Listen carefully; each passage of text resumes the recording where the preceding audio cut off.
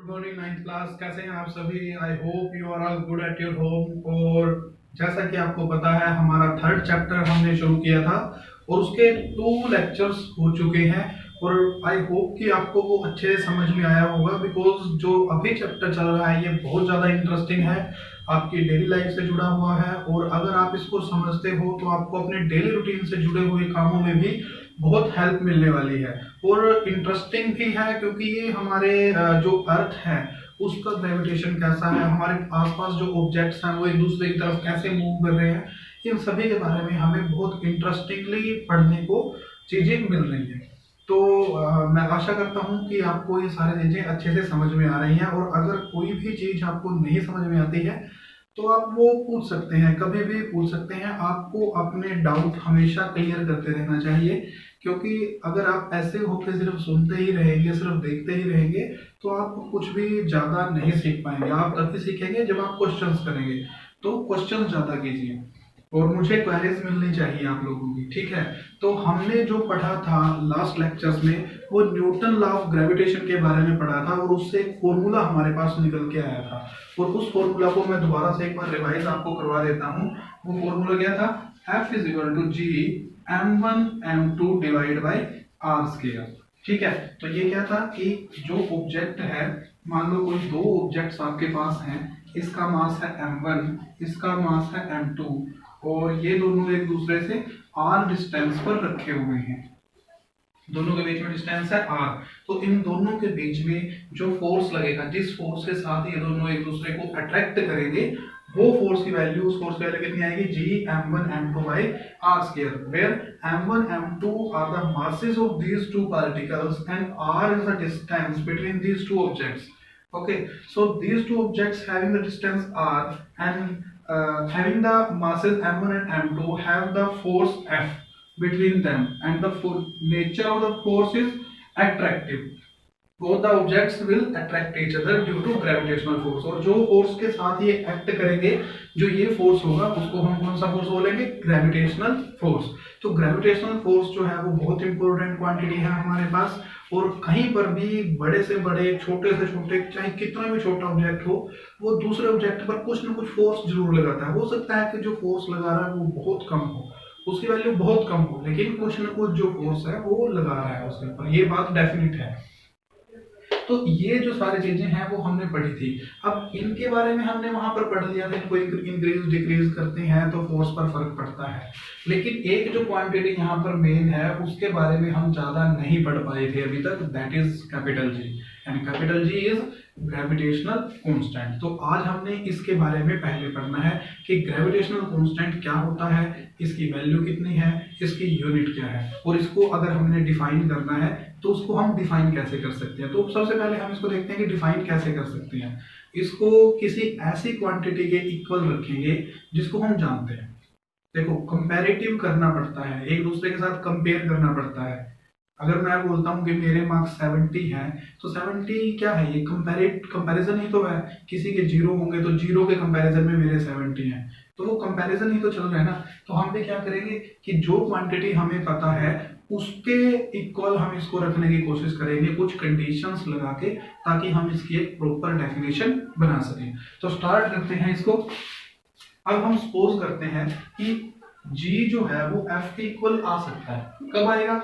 जब इस पूरे की वैल्यू कितनी हो जाए? 1 हो जाए। तो पुट कर देते हैं इन सारे की वैल्यू और हम बोलेंगे कि जब ये सारे के सारे 1 हो जाएंगे तो उस टाइम पर जो ग्रेविटेशनल कांस्टेंट है वो फोर्स के इक्वल होगा। तो इसके लिए स्टार्ट करते हैं, क्या कुछ कर सकते हैं हम। तो सपोज जो दोनों मासेस हैं, ये दोनों कितने कितने के हैं? 1 किलोग्राम के मान लेते हैं कि m1 जो है वो कितना है? 1 किलोग्राम का ऑब्जेक्ट है। m2 कितने किलोग्राम का ऑब्जेक्ट है? ये भी 1 किलोग्राम का ऑब्जेक्ट है। और इनके बीच में जो डिस्टेंस है वो कितना है? r कितना हो? सपोज किसी कंडीशन में r कितना है? 1 मीटर। तो सारे के सारे यूनिट हमने मान लिए 1 किलोग्राम के दोनों ऑब्जेक्ट्स हैं, दोनों के बीच में जो डिस्टेंस है वो कितना है? 1 मीटर। तो जो फोर्स रहेगा, फोर्स की वैल्यू, ये सारी जो चीजें हैं वो इसमें अगर हम पुट कर दें तो F किसके इक्वल आएगा? F is equal to capital G, m1 की जगह आ गया 1 किलोग्राम, फिर से 1 किलोग्राम, ठीक है, डिवाइड बाय 1 मीटर का स्क्वायर। अब ये सारी चीजें क्या है, 1 है, ये भी 1 है, ये भी 1 है, तो सारी चीजें ये तो किसके इक्वल हो गई, 1 के ही इक्वल हो गई। तो सिर्फ क्या बचेगा, F is equal to G। तो आपके पास यहाँ से आप जो ग्रेविटेशनल कांस्टेंट है उसको डिफाइन कर सकते हो, उसको बता सकते हो कि ये किसके इक्वल रहेगा। तो यहाँ से हम इसको लिख देते हैं किसके इक्वल रहेगा, ये इसको समझते हैं कि जो ग्रेविटेशनल फोर्स है वो किसके इक्वल रहेगा, वो फोर्स के इक्वल आएगा। कब आएगा, ग्रेविटेशनल फोर्स जो है, अगर आपसे कोई डेफिनेशन पूछता है कि डिफाइन ग्रेविटेशनल कांस्टेंट, तो आपने इसकी ये डेफिनेशन ही लेनी है कि जो ग्रेविटेशनल कांस्टेंट है वो किसके इक्वल रहेगा, फोर्स के इक्वल रहेगा। Force between the two objects, कब, जब दोनों ऑब्जेक्ट्स जिनके बीच में फोर्स होगा उन दोनों ऑब्जेक्ट्स का मासेस कितना हो, 1 किलोग्राम हो, जैसा कि हमने पुट भी किया है, और दोनों के बीच में जो डिस्टेंस है वो कितना हो, 1 मीटर हो, तो उनके बीच में जो फोर्स लगेगा वो किसके इक्वल रहेगा, ग्रेविटेशनल कांस्टेंट के ही इक्वल आएगा। तो बहुत सिंपल सी डेफिनेशन यहाँ से इसकी बन जाती है। दोबारा से एक बार देख लो कि जो ग्रेविटेशनल कांस्टेंट है वो फोर्स के इक्वल आएगा, कब, जब दोनों ऑब्जेक्ट्स का मास हो 1 किलोग्राम और दोनों के बीच में जो डिस्टेंस है वो कितना हो, 1 मीटर रहेगा। तो उस टाइम पर जो इनके बीच में फोर्स रहेगा वो ग्रेविटेशनल कांस्टेंट के ही इक्वल आएगा। तो ग्रेविटेशनल कांस्टेंट यहाँ से आप फाइंड आउट भी कर सकते हो। अगर हमें इसकी यूनिट फाइंड आउट करनी हो, ग्रेविटेशनल कांस्टेंट की यूनिट फाइंड आउट करनी हो, तो क्या करेंगे, जी को एक साइड रखो, बाकी सारे टर्म्स दूसरी साइड ले जाओ, ठीक है, और उन सभी की यूनिट्स पुट कर दो, तो जी जितने यूनिट के इक्वल आएगा वो क्या बन जाएगी, जी की यूनिट हो जाएगी। तो जी को एक साइड रखते हैं, बाकी सारे टर्म्स को उधर ले जाते हैं, आर स्क्वायर इधर डिवाइड में है, उधर जाके मल्टीप्लाई में हो जाएगा, m1 m2 यहाँ पर जी के मल्टीप्लाई में है, उधर जाके डिवाइड में हो जाएगा। तो इसके लिए अगर हम यूनिट फाइंड आउट करने की कोशिश करें, यूनिट किसकी, जी की, तो जी इज इक्वल टू किसके इक्वल आ रहा है, G is equal to F into R square, F into R square, और डिवाइड में क्या आएगा, ये दोनों इधर चले जाएंगे, मासेस हैं दोनों, m1 into m2। इन सभी यूनिट्स पुट कर देते हैं, कितनी आएगी इसकी यूनिट, फोर्स की यूनिट क्या होती है, न्यूटन, फोर्स की यूनिट न्यूटन। ऊपर यहाँ पे क्या है, R is the distance, distance की यूनिट क्या होती है, किस में मेजर करते हो डिस्टेंस को, मीटर में, और लेकिन डिस्टेंस का क्या है, स्क्वायर, तो मीटर का भी क्या हो जाएगा, स्क्वायर हो जाएगा।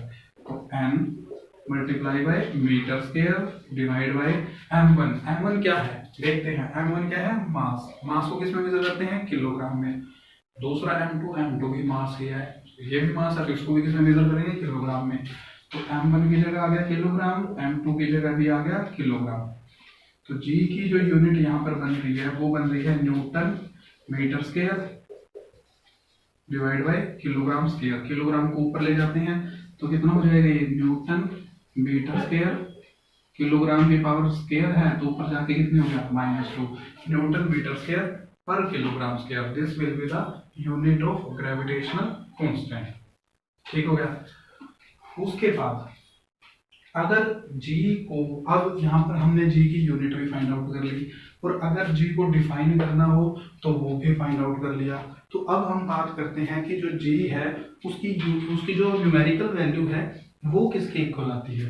जो न्यूमेरिकल वैल्यू अगर इसकी बात करें तो वो कितनी वैल्यू के इक्वल हमें मिलेगी। तो g की जो वैल्यू होती है ये आपने याद रखना है, g की जो वैल्यू होती है वो कितनी होती है, 6.67 इंटू 10⁻⁻11, और यूनिट तो आपने अभी इसकी फाइंड आउट करी ही है, तो कितनी है, न्यूटन मीटर स्क्वायर पर किलोग्राम स्क्वायर। तो ये आती है किसकी, ये आती है वैल्यू, किसकी value, gravitational constant capital G की वैल्यू, और कितनी आती है 6.67 इंटू 10⁻⁻11 न्यूटन मीटर स्क्वायर पर किलोग्राम स्क्वायर। तो इस तरह के आपको इस फॉर्मूले के ऊपर बेस्ड जो है वो काफी सारे न्यूमेरिकल्स भी मिलेंगे, लेकिन अभी तक हमने उनको नहीं किया था। क्यों नहीं किया था, क्योंकि हमें कैपिटल J की वैल्यू तो पता ही नहीं है। तो कैपिटल J की वैल्यू अगर हमने पता करनी है और अगर वो हमारे पास नहीं है तो हम न्यूमेरिकल्स को सॉल्व नहीं कर पाते थे, लेकिन अब आपके पास कैपिटल J की वैल्यू भी आपको मिल गई है। तो आप ये यहाँ पे पुट करेंगे, दोनों ऑब्जेक्ट्स का मास पुट करेंगे और उनके बीच में जो डिस्टेंस है वो भी पुट कर देंगे, तो आपके पास क्या आ जाएगा, फोर्स आ जाएगा। तो सपोज मैं आपको एक न्यूमेरिकल का हिंट दे देता हूँ या एग्जांपल हम कर लेते हैं। दो ऑब्जेक्ट्स आपके पास, एक का जो मास है वो कितना है 2 किलोग्राम। सेकंड का जो मास है वो कितना है, ये छोटा है तो इसका मान लेते हैं 1 किलोग्राम। ठीक है, इनके जो बीच में डिस्टेंस है वो कितना है, 2 मीटर। सपोज जो बीच में डिस्टेंस है वो कितना है, 2 मीटर। तो आपसे पूछ लिया कि इन दोनों के बीच में, अब सीधा सीधा सा एक एग्जांपल बन रहा है कि एक ऑब्जेक्ट है जिसका मास है 2 किलोग्राम, दूसरा ऑब्जेक्ट है जिसका मास है 1 किलोग्राम, दोनों के बीच में जो डिस्टेंस है that is 2 metre. Then you have to find out the force acting between these two objects. Force आपने कैलकुलेट करना है। तो फोर्स का आपको फॉर्मूला दिया हुआ है, तो एक सिंपल सी जो कैलकुलेशन है मैं वो आपको करके दिखा देता हूँ, बाकी सब आप इजीली कर पाओगे उसके बाद। तो जो फोर्स रहेगा वो किसके इक्वल आएगा, जी की वैल्यू कितनी है, जी की वैल्यू पुट कर देते हैं, कितनी है 6.67 इंटू 10⁻⁻11। और उसके बाद फोर्स दोनों मासेस, मास कितने कितने हैं, एक 2 है एक 1 है, तो ये कितना हो गया 2 इंटू 1 डिवाइड बाई डिस्टेंस का स्क्वायर। डिस्टेंस कितना है दोनों के बीच में, 2 मीटर, तो ये आ गया 2 मीटर। और उसका 2 का क्या होता है, नीचे स्क्वायर होता है ना, तो ये कितना आएगा, इसको 2 का स्क्वायर हम खोल देते हैं, 6.67 into 10⁻⁻11 into 2 into 1 divide by 2 का स्क्वायर कितना हो गया, 2 का स्क्वायर को मैं 2 बाई इंटू 2 ऐसे लिख देता हूँ ताकि ये कट हो सके। और ये इसके डिवाइड में आ गया, इसको हम डिवाइड करके लिख देते हैं। इस क्वांटिटी को 2 से डिवाइड करेंगे तो कितना आएगा, पहले 3 पे जाएगा, फिर 3 पे जाएगा, फिर 3 पे जाएगा, ठीक है, फिर 5 पे जाएगा इंटू 10⁻⁻11। और ये क्या है, फोर्स है, तो ये आएगा न्यूटन। तो यहाँ से इस तरह से आप फोर्स की वैल्यू कैलकुलेट कर सकते हो। अगर आपको फोर्स भी दिया हो, ठीक है, मासेस दिए हो, ग्रेविटेशन कांस्टेंट आपको पता ही है, तो आप डिस्टेंस दोनों ऑब्जेक्ट्स के बीच में कितना होगा वो फाइंड आउट कर सकते हो। अगर डिस्टेंस दिया हो, मासेस ना दिया हो, तो साथ साथ बोलते ले जाओ, तो आप मासेस की वैल्यू भी पुट करके मासेस की वैल्यू भी आप कैलकुलेट कर सकते हो। यानी कि जो भी वैल्यूज आपको गिवन है वो आप इस फॉर्मूले में पुट कीजिए, और जो नहीं गिवन है उसकी वैल्यू आप फाइंड आउट कर दीजिए। तो इस तरह के न्यूमेरिकल्स जो है वो आपको बहुत सारे देखने को मिलेंगे एग्जाम्पल्स में, तो आपने उनकी प्रैक्टिस करते रहना है। तो इस तरह से आप देख सकते हो कि फोर्स की वैल्यू ये आई है।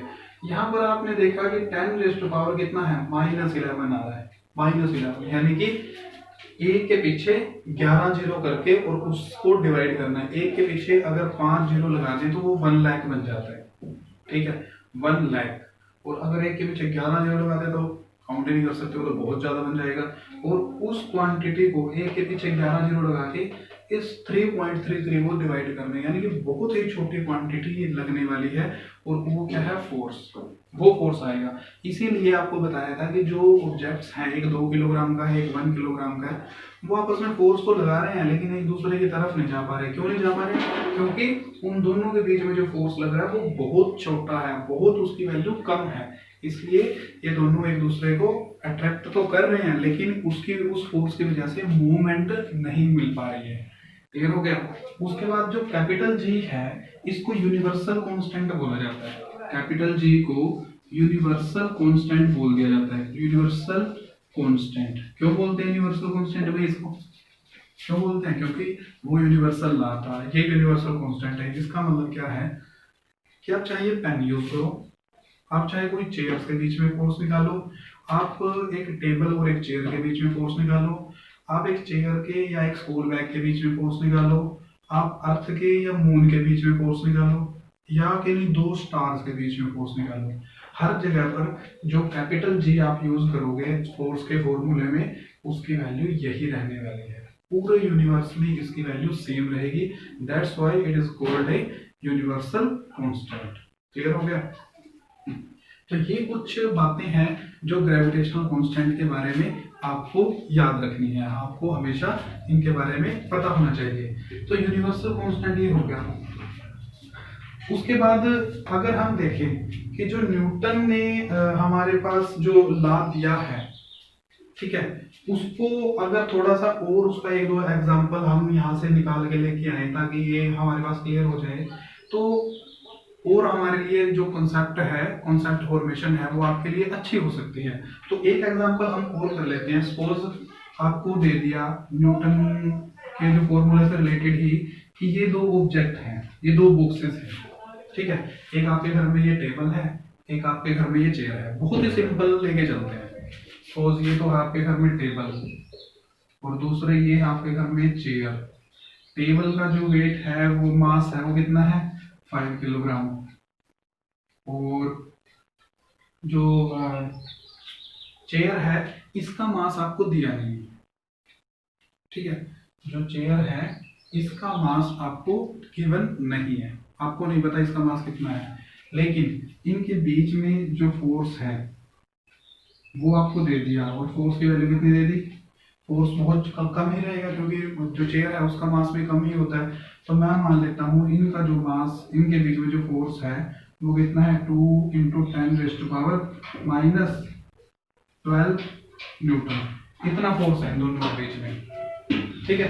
जो दोनों टेबल और चेयर है इनके बीच में अगर आप फोर्स कैलकुलेट करते हो तो वो इतना आता है आपके पास, ठीक है। और दोनों के बीच में जो डिस्टेंस है वो मैंने आपको बता दिया कि सपोज ये कितना है 4 मीटर, इनके बीच में डिस्टेंस है, जो डिस्टेंस है वो कितना है 4 मीटर। तो आपको पूछ लिया गया कि आपने चेयर का जो मास है वो फाइंड आउट करना है, वो आप कैसे फाइंड आउट कर सकते हो। तो फॉर्मूला तो एक ही पढ़ा है ना अभी तक, ये आपके पास फॉर्मूला है। आपको क्या चाहिए, आपको चाहिए एक ऑब्जेक्ट के मास की वैल्यू, यानी कि m2 की वैल्यू चाहिए। तो बाकी सारे टर्म्स को उठा के दूसरे साइड ले जाओ, m2 को एक साइड में रखो, जिसकी वैल्यू हमने फाइंड आउट करनी है उसको एक साइड रखेंगे, बाकी सभी को दूसरे साइड ले जाएंगे। तो m2 को यहाँ रखेंगे, बाकी सब इधर, r² डिवाइड में है, इधर जाके मल्टीप्लाई में हो जाएगा। तो m2 is equal to, m2 किसके इक्वल रहेगा f × r², f × r² divide by m1 नीचे आ जाएगा, डिवाइड में g पे आ जाएगा। तो ये हो गया m1 × g। तो इन सभी की वैल्यूज आपके पास हैं, वो फॉर्मूले में पुट कर दीजिए। f कितना है 2 × 10⁻⁻12 न्यूटन, r², डिस्टेंस का स्क्वायर, डिस्टेंस कितना है 4 मीटर, तो 4 का स्क्वायर कर दोगे, स्क्वायर करके कितना आएगा 16, तो ये हो गया 16 metre square divide by m1। एक ऑब्जेक्ट का मास तो आपको पता है कितना है 5 kilogram, multiply by g, g की वैल्यू भी आपको पता है कितनी है 6.67 × 10⁻⁻11 न्यूटन मीटर स्क्वायर पर किलोग्राम स्क्वायर, ये है g की वैल्यू, ठीक है। तो अब आपके पास सिर्फ एक बेसिक सी कैलकुलेशन बचती है जो आपने सोल्व कर लेनी है, ठीक है। ये तो आप कर लोगे, 2/5 डिवाइड में 6.67 दिया है, 16 दिया है, ये तो कर ही लोगे। सिर्फ आपको यहाँ पर थोड़ी दिक्कत आ सकती है, आई थिंक सो। अगर आपको ये भी हो जाता है तो अच्छा है। तो ये मान लो ये और ये क्वांटिटी और ये क्वांटिटी, ये तो सिर्फ क्या है, इन दोनों को मल्टीप्लाई करो, इन दोनों को मल्टीप्लाई करो और डिवाइड कर दो, वो तो आपको हो जाएगा। लेकिन ऊपर कितना है 10⁻⁻12 और नीचे कितना है ये 10⁻⁻11। इन्हीं को मैं बता देता हूँ कि इनको कैसे सोल्व करोगे। इस क्वांटिटी को आप ऊपर ले जाओ, 10⁻⁻11 है ना, तो इसको आप ऊपर ले जाओ, कितना बचेगा ये 10⁻⁻12 मल्टीप्लाई बाय ऊपर जाएगा, तो ये इसकी जो पावर होती है वो साइन अपोजिट हो जाता है, नीचे माइनस है तो ऊपर जाके प्लस हो जाएगी, अगर नीचे प्लस होती तो ऊपर जाके माइनस। जैसा ये यहाँ माइनस है, अगर आप इसको नीचे ले आओगे तो इसका साइन पॉजिटिव हो जाएगा, means it will become 10⁻12। Clear हो गया। तो यहाँ से कितना बचेगा, जब बेस सेम है तो पावर ऐड हो जाती है, ऐड करो -12 + 11, -12 + 11 कितना बचेगा -1 बचेगा। तो यहाँ पर ये कितना हो जाएगा 10⁻⁻1 बचेगा यहाँ पे, ठीक है। तो ये इस तरह के जो न्यूमेरिकल्स हैं वो आप परफॉर्म कर सकते हो बाय अंडरस्टैंडिंग दिस कंसेप्ट। तो यहाँ से अगर आपको कोई प्रॉब्लम लगती है then you can ask any time.